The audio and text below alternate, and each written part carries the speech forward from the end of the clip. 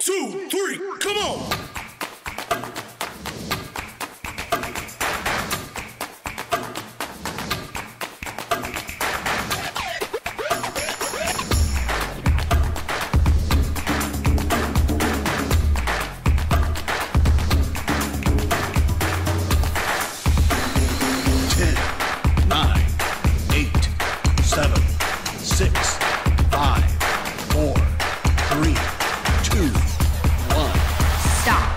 Hari ini judul yang diberikan adalah God's Disciples atau murid Tuhan. Nah, sebelum kita masuk ke sana, saya ingin siang ini untuk kita sama-sama melihat firman Tuhan di dalam kitab Daniel pasal yang ke-6 ayat yang ke-4. Kitab Daniel pasal yang ke-6 ayat yang ke-4. Oke, saya akan bacakan untuk saudara. Maka Daniel ini melebihi para pejabat tinggi dan para wakil raja itu, karena ia mempunyai roh yang luar biasa, dan raja bermaksud untuk menempatkannya atas seluruh kerajaannya. Amin. Jadi saudara, singkat dulu ya, bahwa Daniel ini siapa? Daniel ini adalah orang buangan, jadi dia orang Israel, orang Yehuda. Pada saat waktu itu Yehuda dijajah oleh kerajaan Babel, dan pada saat waktu itu raja mengambil keputusan begini, Raja Nebukadnezar, untuk coba ambil beberapa orang dari dari Yehuda, pilih orang-orang tertentu lalu untuk dibawa datang ke Babel dan nanti untuk dipekerjakan di Babel. Nah, Daniel adalah salah seorang yang pada saat waktu itu dibawa masuk ke Babel jadi tawanan. Nah, itu singkat ceritanya. Nah, lalu yang terjadi adalah Daniel itu dipekerjakan di kerajaan Babel. Nah, pada saat ini berbicara ayat ini adalah Daniel sudah bekerja di kerajaan Babel. Nah, yang menarik adalah satu hal yang di sini dikatakan bahwa ternyata raja itu berniat untuk mempromosi Daniel. Daniel sudah bekerja, sudah punya kedudukan, tetapi pada saat waktu itu raja berkehendak, punya rencana, punya keinginan untuk mempromosi Daniel untuk menjadi penguasa atas seluruhnya. Kayak gitu. Bayangkan kerajaan Babel itu besar sekali pada saat waktu itu, dari India lalu terus sampai ke Irak, Iran kayak gitu ya. Jadinya itu luas banget. Nah, tetapi yang saya mau sampaikan di sini adalah berbicara bahwa kehidupan yang dipromosi itu dialami oleh Daniel. Saudara, jadi begini. Kalau berbicara dari promosi, ini kan ibadah yang kedua, ibadah yang untuk orang-orang yang lebih dewasa. Saudara, saya percaya semua kita itu punya keinginan untuk dipromosi. Kerja, kita pengen banget ngalami promosi dari jabatan tertentu kepada jabatan lebih tinggi. Bisnis juga kita pengen dipromosi oleh Tuhan, bisnis kita diperluas kayak gitu ya. Dan juga dalam hal apapun yang lain sebetulnya orang yang sekolah juga pengen ngalamin promosi kayak gitu kan. Yang tadinya dari SMA pengen masuk ke perguruan tinggi, kalau bisa beasiswa gitu loh. Kayak gitu, ke yang kampusnya yang bagus kayak gitu kan. Pengen lah semua orang itu punya kehidupan yang lebih baik, itu semua orang pengen. Bukankah begitu ya? Nah, tetapi yang menjadi persoalan adalah terkadang ada orang yang lupa bahwa untuk dia dipromosi oleh Tuhan naik ke level yang lebih tinggi, ternyata ada hal yang diperlukan ada di dalam diri seseorang. Dan yang di sini dikatakan bahwa ternyata Daniel dipromosi karena sesuatu yang ada di dalam dirinya. Yang menarik adalah yang dikatakan di ayat itu. Alasannya raja mempromosi Daniel itu bukan karena kepandaiannya, walaupun Daniel itu orang yang pintar. Bukan juga karena wawasan pengetahuan yang luas, walaupun Daniel punya itu. Dia gak kurang-kurang dari orang lain. Walaupun Daniel punya keahlian, tetapi bukan dasarnya karena keahlian yang banyak yang diangkat, yang membuat akhirnya Daniel itu dipromosi. Bukan itu, walaupun Daniel punya banyak keahlian. Tetapi yang di sini dikatakan secara spesifik bahwa karena Daniel memiliki roh yang luar biasa. Roh yang luar biasa itu apa sih? Roh yang luar biasa itu supaya kita gampang mengerti adalah sebuah manusia batiniah yang dimiliki oleh seseorang. Inner life yang di dalam kehidupan seseorang.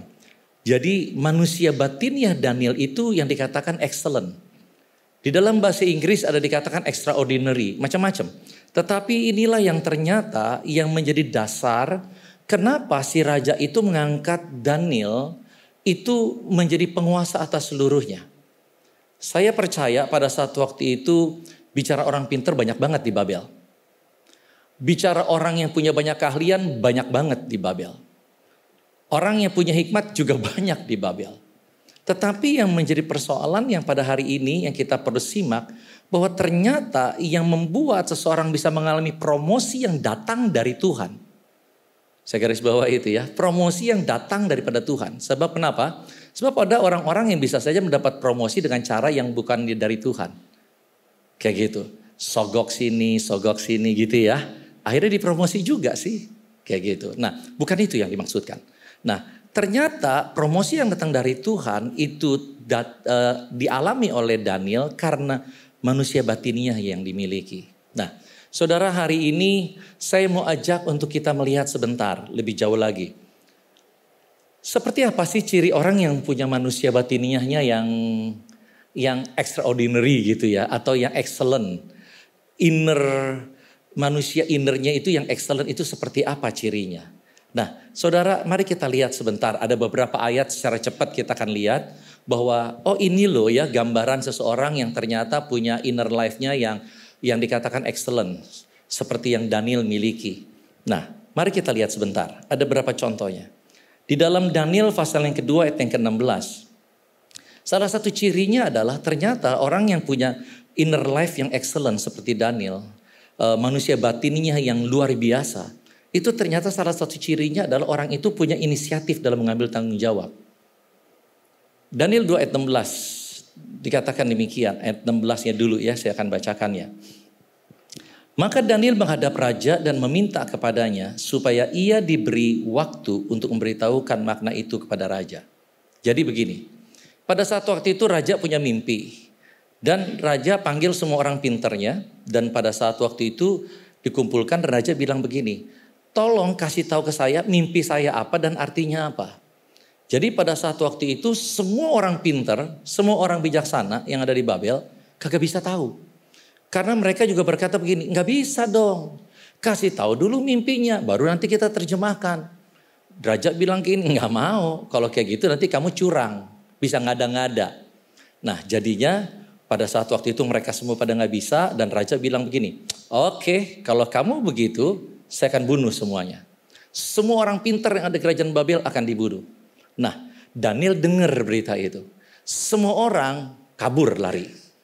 Tetapi Daniel ketika dia mendengar berita tentang itu, maka inilah perkataan daripada Daniel. Maka Daniel menghadap raja dan meminta kepadanya supaya diberi waktu untuk memberitahukan makna itu kepada raja. Jadi orang lain lari, Daniel malah gak lari. Tetapi justru Daniel datang menghadap raja. Orang lain ketakutan menghadap raja, justru Daniel datang hampirin raja. Ini beda banget. Ngapain? Ngambil inisiatif untuk tanggung jawab. Padahal orang-orang masing-masing udah menyelamatkan diri masing-masing. Tapi Daniel gak lakukan itu. Nah, itu salah satu ciri orang yang inner life-nya itu excellent. Saudara, coba cek sebentar di dalam diri kita masing-masing. Ada nggak kita bibit-bibit ke sana? Ada nggak kita arah-arah ke sana kehidupannya kita? Ataukah kita justru sebaliknya orang yang jauh daripada itu, bahkan kita menjadi orang-orang yang sukanya justru melarikan diri. Malah tanggung jawab kita alihin ke orang lain. Nah, jangan sampai seperti itu. Yuk kita belajar sama-sama. Ya, yang kedua, yaitu adalah ciri yang lainnya di ayat yang ke-17 ini. Yaitu adalah yang tadi sudah ditampilkan itu. Dikatakan kemudian pulanglah Daniel dan beritahukan hal itu kepada Hananya, Misael dan Azaria, teman-temannya. Jadi ternyata ciri yang kedua adalah selain berinisiatif untuk tanggung jawab, ciri yang kedua adalah suka berkomunitas. Ternyata Daniel itu punya komunitas yang dia jaga. Saudara, jadi itu yang terus dijaga oleh Daniel. Ya, saya cepat saja. Kenapa itu penting? Karena Saudara, ketika kita punya komunitas, kita juga perlu pikirkan hal ini. Ketika kita punya komunitas, maka kita punya orang-orang yang akan membuat kita, melengkapi kita untuk kita bisa bersinergi. Untuk kita bisa dapat mengalami pertumbuhan dalam semakin lebih cepat. Itu ya fungsinya daripada komunitas. Nah, yang selanjutnya adalah Daniel pasal 2 ayat yang ke-18. Dikatakan demikian bahwa dengan maksud supaya mereka memohon kasih sayang kepada Allah semesta langit mengenai rahasia itu, supaya Daniel dan teman-temannya jangan dilenyapkan bersama-sama orang-orang bijaksana yang lain di Babel. Hal yang ketiga ini cirinya adalah seperti apa yang kita lihat dari Daniel. Daniel itu punya manusia batiniahnya yang luar biasa, karena ciri yang ketiga adalah berfokus kepada solusi, bukan kepada masalah. Ya, jadi itu yang ketiga. Ciri yang ketiga, orang yang punya inner life yang excellent, maka fokus dia itu bukan kepada masalah tapi kepada solusi. Di mana-mana ada banyak orang yang fokusnya kepada masalah. Menghadapi segala sesuatu yang diributin adalah masalahnya. Contoh di negara ini ketika ada terjadi apa, selalu yang diutarakan itu adalah masalah yang terjadi. Pemerintah begini, negara ini begini dan sebagainya.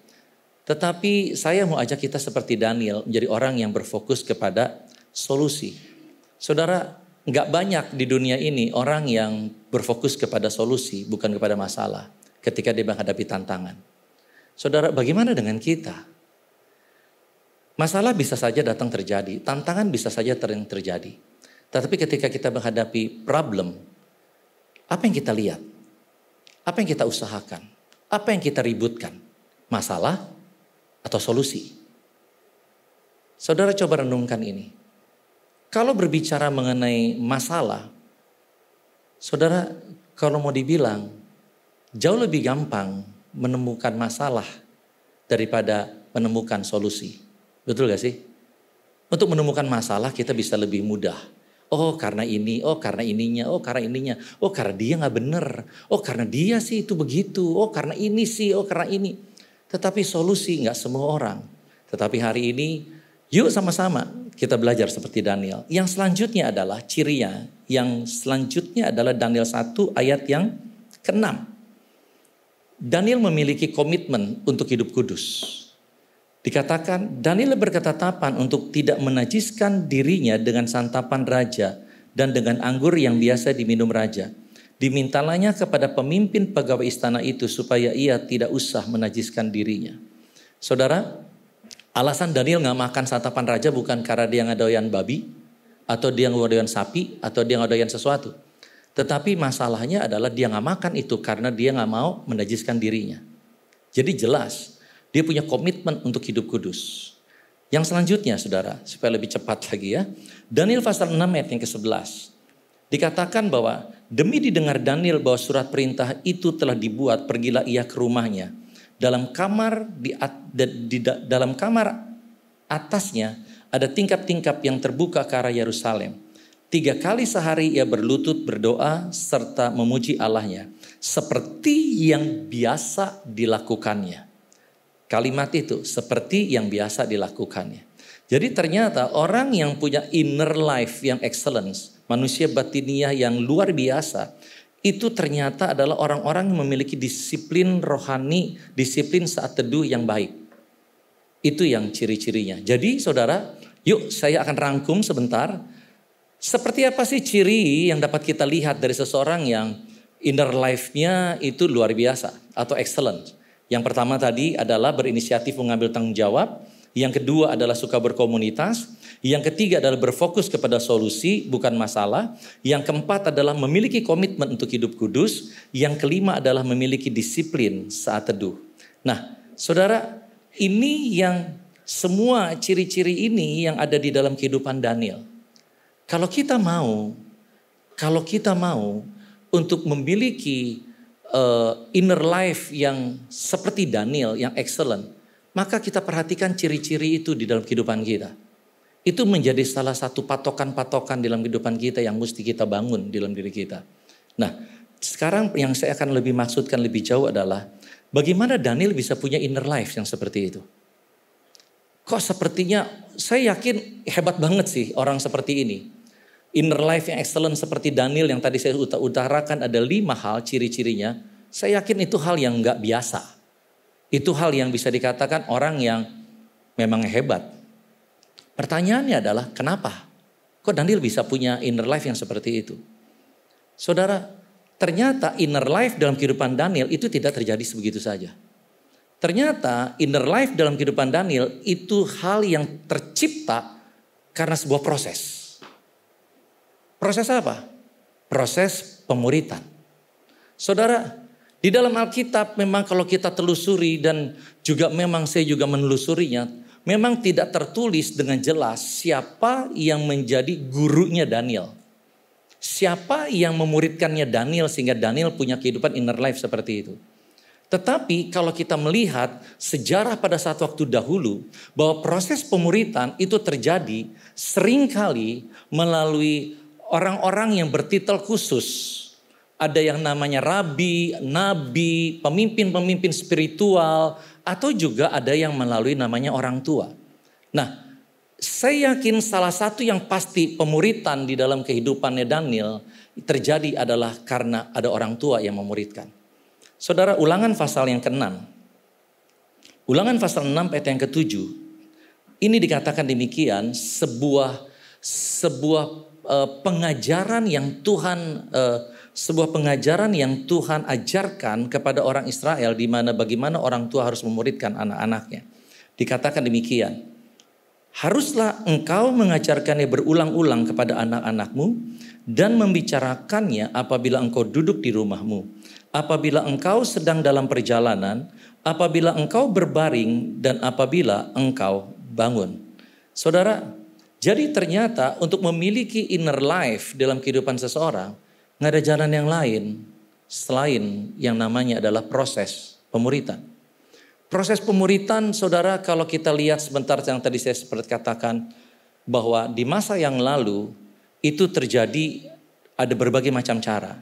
Nah, saudara, sebelum saya lebih jauh lagi berbicara mengenai tema pada hari ini, God's Disciple, saya mau ajak kita melihat bersama-sama bahwa ternyata sebuah proses pemuritan atau dikatakan sebuah yang namanya pemuritan di dalam kehidupan kekristenan itu bukan terjadi hari-hari ini saja. Bukan sesuatu hal yang ini adalah sebuah kegiatan gerejawi yang hari-hari ini saja yang baru muncul. Enggak. Ternyata proses pemuritan itu telah terjadi dalam kehidupan umat Tuhan sejak zaman dahulu kala. Di mana pada saat di awalnya ketika Tuhan memuridkan manusia, Tuhan sendiri yang langsung memuridkan manusia. Abraham, Nuh langsung dimuridkan oleh Tuhan sendiri. Bagaimana membuat kapal dan sebagainya dan sebagainya. Bagaimana Abraham dimuridkan oleh Tuhan keluar dari Haran lalu berjalan bersama dengan Tuhan. Tuhan memuridkan Abraham day by day dalam kehidupannya. Tetapi setelah itu Tuhan bukan hanya memuridkan dia secara langsung kepada manusia, tetapi Tuhan juga pakai manusia. Seperti tadi saya sampaikan, bahwa Tuhan memakai mereka yang punya jabatan atau punya pendidikan khusus. Seperti para imam, hakim, di dalam Alkitab saudara para hakim dipakai untuk memuridkan satu bangsa. Saudara juga bahkan mungkin para rabi-rabi di zaman Yesus dipakai untuk memuridkan umatnya Tuhan. Nah, saudara, lalu apa yang terjadi setelah itu? Pada saat zaman Yesus, di mana Yesus sendiri dianggap sebagai rabi, lalu dia memuridkan orang percaya, yaitu adalah para murid-muridnya.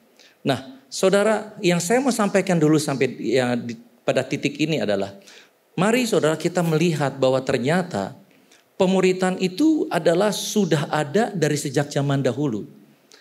Pemuritan itu bukan ada ujuk-ujuk bahwa di masa sekarang ini baru muncul. Wih, rame di gereja bicara tentang pemuritan. Oh, pemuritan baru ngetrennya sekarang. Enggak. Pemuritan itu sudah menjadi gaya hidup atau desain yang memang Tuhan buat untuk kehidupan umat percaya. Umatnya Allah dalam kehidupannya di muka bumi ini. Nah, jadi saudara, bedanya adalah begini. Kalau dulu ketika di dalam pemuritan hanya orang-orang tertentu yang bisa memuridkan. Nabi, hakim, rabi dan sebagainya. Nah, tetapi pada saat waktu sebelum Yesus naik ke terangkat, proses pemuritan di dalam kehidupan umat Allah itu menjadi berbeda, di mana Tuhan Yesus sebelum naik ke surga, dia memberikan otoritasnya untuk kepada murid-muridnya dan juga kepada orang-orang yang ada pada saat waktu itu untuk memuridkan orang lain. Di dalam kitab Matius pasal yang ke-28, saudara, ayat yang ke-18 sampai yang ke-20, dikatakan demikian. Yesus mendekati mereka dan berkata, "Kepadaku telah diberikan segala kuasa di sorga dan di bumi." Otoritas ada di tangan Tuhan.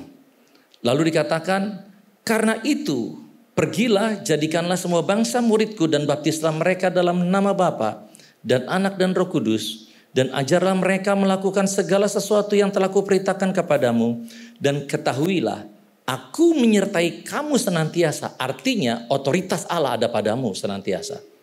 Sampai kepada akhir zaman. Jadi saudara, pada saat waktu itu yang terjadi adalah di mana Tuhan memberikan sebuah perintah yang baru kepada semua orang percaya. Kenapa? Saya katakan bukan hanya para murid yang 12. Karena memang pada saat waktu itu ketika Tuhan bicara, menyampaikan firman Tuhan ini, yang ada di depan Yesus bukan hanya 12 murid, tetapi ada 500 orang yang pada akhirnya menyaksikan Yesus naik ke surga. Setelah Yesus naik ke surga, yang pergi ke Loteng Yerusalem itu nggak banyak. Banyak orang yang pada akhirnya pulang. Tetapi pada saat mereka mendengar Yesus bicara sebelum naik ke surga, ada 500 orang. Artinya adalah sebuah perintah untuk memuridkan itu datang daripada Tuhan, bukan hanya untuk orang-orang tertentu, pendeta lah, atau siapa, tetapi kepada semua orang percaya, semua kita telah memiliki otoritas daripada Tuhan untuk memuridkan. Yang mengerti setuju katakan amin. Oke, nah saudara, saya mau ajak untuk kita melihat lebih lagi saudara.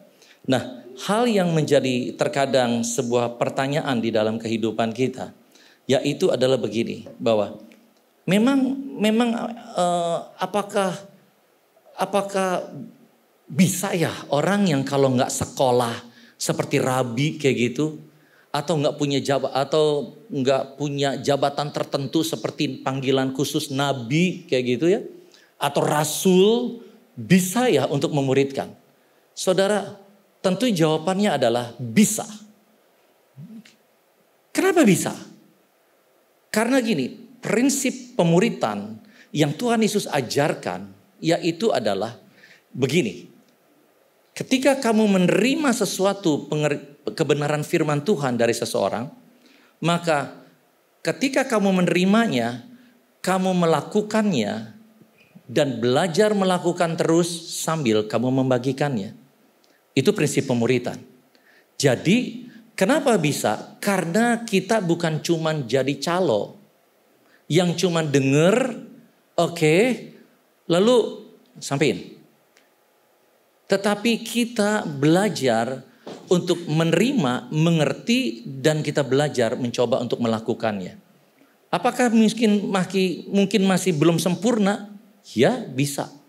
Tetapi ketika kita belajar untuk melakukannya dan kita membagikannya, maka itulah yang Tuhan katakan sebagai proses pemuritan. Jadi saudara, hari ini untuk kita sama-sama melihat bahwa ternyata Tuhan itu inginkan kita itu menghidupi yang namanya proses pemuritan. Kalau kita mau kehidupan kita menjadi seperti Daniel, kita mengalami promosi yang datang daripada Tuhan, maka kita menyadari bahwa saya harus memiliki inner life yang sehat. Saya punya inner life yang baik. Manusia batiniah yang bisa dikatakan bahkan excellent, yang luar biasa dengan ciri-ciri tertentu. Oke, saya tahu itu. Bagaimana kalau seandainya saya belum bisa seluruhnya seperti Daniel? Mungkin dari 5 itu ada 3. Dari 5 itu punya si 5. Tetapi kadarnya masih ya ntar iya, ntar enggak, ntar iya, ntar enggak, ntar berani ambil tanggung jawab, ntar kadang-kadang lari, ntar kadang-kadang berani ambil tanggung jawab, kadang-kadang lari. Saudara, pada saat mungkin kita berkata, tapi bagaimana dong kalau kayak gitu? Saya mau sampaikan begini. Ketika kita hidup dalam proses pemuritan, maka kita akan terus mengalami pertumbuhan. Yang menjadi persoalan adalah, ada orang-orang kalau dia inginkan sebuah promosi, tetapi dia tidak inginkan bayar harga untuk prosesnya. Hari ini, Kalau saudara memastikan bahwa oke, saya mau memberi diri untuk dimuridkan. Saya yakin, sekalipun mungkin saudara belum dapatkan promosinya hari ini. Tetapi kalau saudara memiliki inner life yang saudara bangun, menjadi seperti Daniel, inner life yang excellent, tinggal tunggu waktu, promosi itu akan datang. Yang mengerti katakan amin. Nah, sekarang menjadi persoalan adalah berikut begini. Ketika kita sudah dimuridkan, lalu bagaimana? Apakah kita cukup sudah dimuridkan? Ternyata enggak. Kita setelah kita dimuridkan, kita juga diminta oleh Tuhan meneruskan pengajaran, pengertian, pemahaman, kebenaran yang kita telah terima dari Bapa rohani kita, dari life leadernya kita. Kita harus meneruskannya kepada orang lain. Kolose pasal yang pertama ayat yang ke-25. Firman Tuhan berkata demikian. Aku telah menjadi pelayan jemaat itu sesuai dengan tugas yang dipercayakan Allah kepadaku. Untuk meneruskan firman-Nya dengan sepenuhnya kepada kamu. Saudara, jadi Paulus berkata bahwa setelah dia menerima pengajaran dari orang, dari pemuridnya. Perlu diketahui bahwa Paulus pun dimuridkan. Ada beberapa murid dalam masa-masa tertentu. Saya lupa namanya, salah satunya pada saat waktu dia pergi ke Arab. Dia pelarian pada saat waktu itu. Dia dimuridkan di Arab. Dia gak punya ada pemuridnya yang lain di masa-masa yang berikutnya setelah dia pergi balik dari Arab ke tanah Yehuda. Nah, saudara, dengan kata lain Paulus ingin sampaikan begini. Kalau kita menjadi orang-orang yang sudah dimuridkan, jangan pernah biarkan kebenaran yang kita sudah terima di dalam kehidupan kita, dari life leader kita, dari Bapa rohani kita, itu berhenti sampai di diri kita. Tuhan mau untuk setiap kita sadari bahwa kita punya panggilan, kita punya tanggung jawab bahkan, untuk bukan hanya menunaikan kebenaran yang firman Tuhan telah ajarkan pada kita dalam kita melakukannya, tetapi kita juga harus meneruskannya kepada orang lain. Itulah tanggung jawab yang Tuhan mau kita sadari hari-hari ini. Saudara, saya yakin dan percaya kenapa Tuhan tidak mau untuk setiap kita berhenti meneruskan kebenaran yang kita sudah terima. Karena Tuhan mau bukan hanya kita saja yang diselamatkan. Tuhan mau bukan hanya kita saja yang dipulihkan. Tuhan mau bukan hanya kita saja yang diubahkan. Tetapi orang-orang yang kenal dengan kita. Atau orang-orang yang kita kenal, Tuhan juga mau mereka supaya diselamatkan. Mereka juga diubahkan, mereka juga dipulihkan, mereka juga diberkati Tuhan. Yang mengerti, setuju katakan amin. Oke, nah saudara, saya akan tutup ini dengan sebuah hal-hal yang praktis saudara. Karena saya berharap bahwa ketika saudara ada di tempat ini, saudara menjadi orang-orang yang dimuridkan, saudara tuh mengalami berkat atau saudara melalui proses pemuridan yang saudara lakukan setiap minggu dan dari bulan ke bulan dan sampai tahun ke tahun, itu bisa membuahkan hasil yang maksimal dalam kehidupan saudara. Sehingga saudara bukan lagi hanya sekedar orang yang dimuridkan, tetapi saudara bertumbuh menjadi orang yang mengalami kemenangan dan bahkan semakin dewasa di dalam Kristus. Dan bukan hanya mengalami promosi daripada Tuhan, tetapi saudara juga bisa memuridkan orang lain. Nah, ada beberapa hal. Yang pertama saudara, bukan yang pertama, tetapi yang pada intinya adalah bahwa ada beberapa hal yang perlu kita miliki dalam kehidupan kita, di mana supaya kita bisa mengalami pertumbuhan secara maksimal melalui proses pemuridan yang kita jalani. Yang pertama saudara, di mana kita harus memiliki hati yang mencari kebenaran. Itu yang pertama yang harus kita miliki. Apa artinya memiliki hati yang mencari kebenaran? Artinya begini, ketika saudara di dalam kelompok live, saudara jangan cuma sekedar terima dengar saja. Tetapi kalau saudara ada nggak ngerti tentang apa yang disampaikan, saudara tanya, ini maksudnya apa? Firman Tuhan ini maksudnya apa? Khotbah yang minggu kemarin misalnya setiap minggu saudara dengerin khotbah, saudara tanya, ini khotbah ini firman Tuhan ini Relevansinya hubungannya apa dengan kehidupan saya? Bagaimana saya mempraktekkan ini di dalam kehidupan saya, di dalam bisnis, di dalam karir, pekerjaan. Bagaimana caranya supaya saya bisa mengaplikasikan firman Tuhan ini? Saudara, tanya, jangan diam. Saudara, karena ketika kita bertanya, maka saudara yang akan terjadi, kehidupan kita akan mengalami pertumbuhan ketika kita ngerti untuk kita melakukannya. Setuju ya? Kalau kita nggak ngerti bagaimana kita melakukannya. Nah, saudara, yang selanjutnya adalah mengejar transformasi bukan informasi. Ketika saudara dimuridkan, ketika saudara dalam proses pemuritan, saudara jangan cuma sekedar tahu. Oh iya, saya ngerti kok firman Tuhan ini. Oh iya, saya tahu kok apa yang disampaikan tadi. Ada pertanyaan? Nggak ada. Saudara, yang harus ada di dalam kehidupan kita mengejar bukan hanya informasi, tetapi kita mengejar transformasi, artinya perubahan hidup. Itu yang harus kita kejar dalam proses pemuritan. Belajar untuk mempraktekkan apa yang kita ngerti. Belajar untuk kita melakukannya. Walaupun mungkin kita gagal, nggak apa-apa. Lakukan terus. Lakukan lagi dan lakukan lagi. Nah, saudara, ini yang Tuhan mau kita mengalami kehidupan yang terus bertumbuh dalam kehidupan kita. Yang ketiga adalah yaitu bersedia diajari dan dibimbing. Ketika saudara ada di dalam pemuritan, saudara, terus buka hati untuk terus dimuridkan, terus diajar, terus dibimbing, terus dinasehati, terus dikoreksi. Saudara,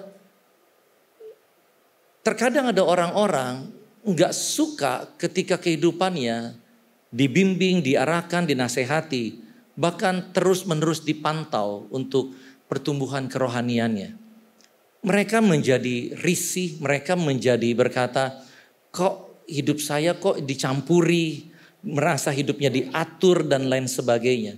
Tetapi saudara kita harus pahami, yang pertama adalah ketika kehidupan saudara dipantau terus untuk perubahan hidupnya secara konsisten, yaitu agar supaya saudara mengalami pertumbuhan yang nyata. Saudara, di dalam kehidupan kita terkadang ada waktu kita semangat, ada waktu kita down, ada waktu keadaan kita baik-baik saja, ada waktu keadaan kita sedang mengalami kesulitan. Saudara, pada saat masa-masa seperti itu, di masa sulit, di masa kita sedang boring, jenuh, terkadang kita mulai turun. Kita mulai tinggalkan yang namanya mengenai hal-hal yang kerohanian atau tentang Tuhan, kehidupan kita mulai menyimpang. Saudara, tentunya kita harus mensyukuri kalau ada orang-orang yang membimbing kita, menasihati kita. Saudara, paham yang benar. Jangan sampai kita gagal paham. Bahwa ketika kita dinasehati, ketika kita dikoreksi, ketika kita dibimbing, ketika kita bahkan ditegur bahkan. Itu bukan sebagai tanda daripada kebencian. Tetapi itu adalah tanda bahwa saudara dikasihi. Saudara tahu keadaan zaman hari-hari ini. Orang sebetulnya udah gak mau urusin orang lain. Betul gak sih? Ada banyak orang berkata gini, ngapain urusin orang lain? Urusan sendiri aja udah banyak. Ngapain? Urusin diri sendiri aja banyak masalah, persoalan yang mesti diselesaikan. Ngapain campurin orang lain? Mending kalau diterima. Kalau gak diterima, saudara bayangkan apa yang terjadi di dunia. Dan kalau hari-hari ini ada orang yang menyediakan waktu untuk memberikan perhatian bagi saudara. Untuk terus memberikan bimbingan, menasehati saudara. Saya yakin kalau bukan karena mereka mengasihi saudara, mereka gak mau lakukan itu. Mereka gak dibayar kok. Mereka gak dapat apa-apa dari saudara. Jadi hari ini saya mau ajak kita sama-sama pahami bahwa miliki hati seorang murid. Salah satu cirinya adalah yang tadi. Hati yang mencari kebenaran, mengejar transformasi, bersedia diajar dan dibimbing. Nah, saudara, Amsal 9 ayat 9 berkata demikian. Berilah orang bijak nasihat, maka ia akan menjadi lebih bijak. Saudara, ada ayat firman Tuhan yang lain begini. Ketika orang bebal, dia dinasehati, dia akan mencemooh orang yang menasehati dia. Dia akan mungkin bersikap kurang ajar, dia bersikap jahat, bersikap kasar, bersikap masa bodoh, bersikap menyepelekan, merendahkan dan lain sebagainya. Saudara yang terkasih dalam Tuhan Yesus, Yuk sama-sama kita pilih menjadi orang yang bijak. Amin saudara. Jadi orang yang bijak. Orang yang bijak ketika diberi nasihat maka dia akan menjadi lebih bijak. Saudara, yang keempat adalah siap terbuka dengan life leader saudara. Saya dorong untuk saudara terbuka. Cerita tentang diri saudara kepada mereka. Semakin saudara terbuka kepada mereka, semakin saudara akan mendapatkan banyak hal-hal yang baik dari mereka. Tapi semakin saudara tertutup, menutup diri, maka yang terjadi adalah saudara akan hanya mendapatkan sedikit yang baik daripada mereka. Ada orang-orang ketika di dalam live misalnya, bagaimana, apa yang terjadi, ada hal apa? Oh fine, oke. Ada gak yang mau didoakan? Gak ada. Ada masalah gak hari ini? Gak ada. Oke, ada gak pergumulan hari ini? Gak ada. Oke, ada gak yang saya mau bisa bantu buat kalian, buat saudara? Oh gak ada. That's it. Ya sudah. Saudara-saudara tidak dapatkan apa-apa. Dan saya yakin begini. Kalau saudara punya hati seorang murid, saudara gak akan lakukan itu. Kecuali kalau ada orang-orang hanya terjebak dengan rutinitas agamawi. Melihat pemuritan hanya sebagai sebuah kegiatan. Mereka akan merasa bahwa gue gak tahu goalnya buat apa pemuritan ini. Gue tahu pemuritan itu ya memang di gereja ada, jadi gue jalanin aja. Goalnya buat apa? Gak tahu. Bahkan mungkin ada orang-orang berkata pemuritan ngapain sih, reseh ya. Aduh gak ada-ada aja ya nih gereja, gak ada kerjaan kali. Saudara, mereka nggak tahu bahwa ternyata pemuritan adalah memang desain Allah untuk orang percaya, umat Tuhan menjalani kehidupan di muka bumi ini. Sebuah gaya hidup yang alkitabiah yang harus kita juga hidupi, bukan hanya bapak-bapak rohani kita yang ada di dalam Alkitab yang mereka menghidupi yang namanya pemuritan. Kita pun juga harus menghidupi yang namanya pemuritan. Tetapi sayangnya karena ada orang-orang yang nggak mengerti tentang hal itu.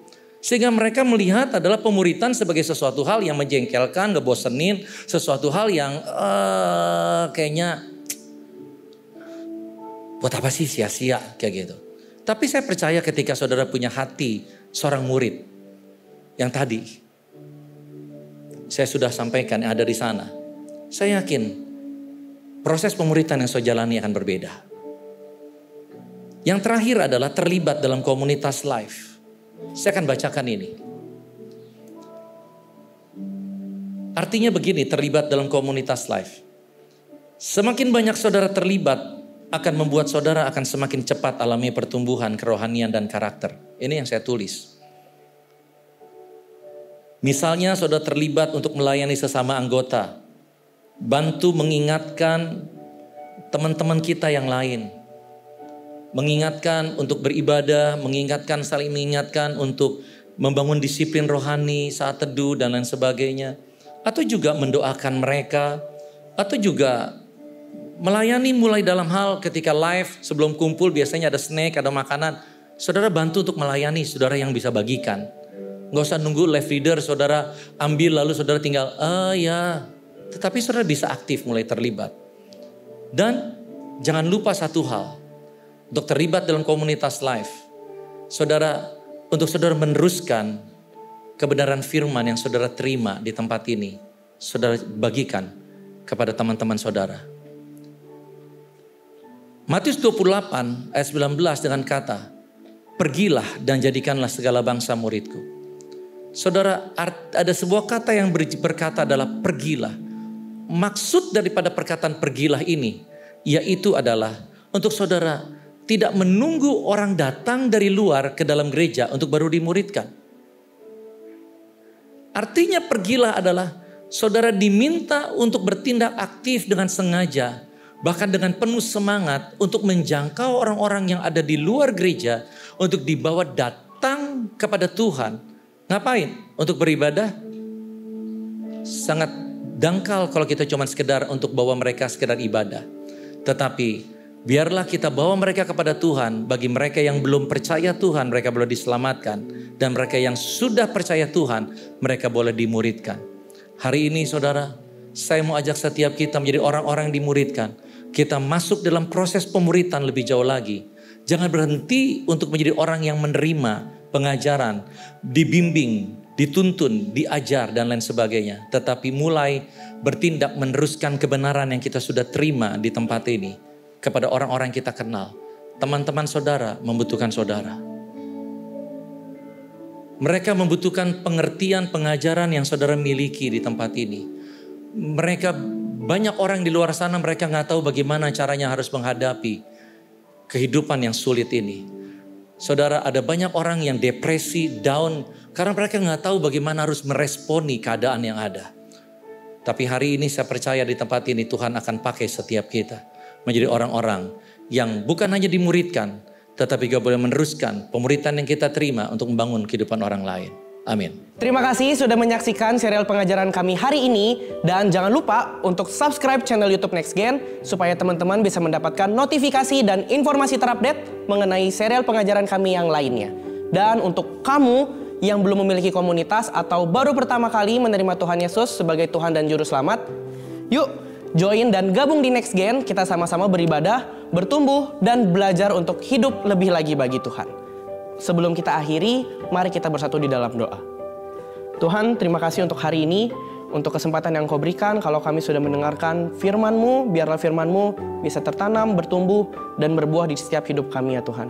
Biarlah kami nggak cuma merenungkan, tapi kami juga bisa menghidupi dan mempraktikkan firman yang telah kami dengar ya Tuhan.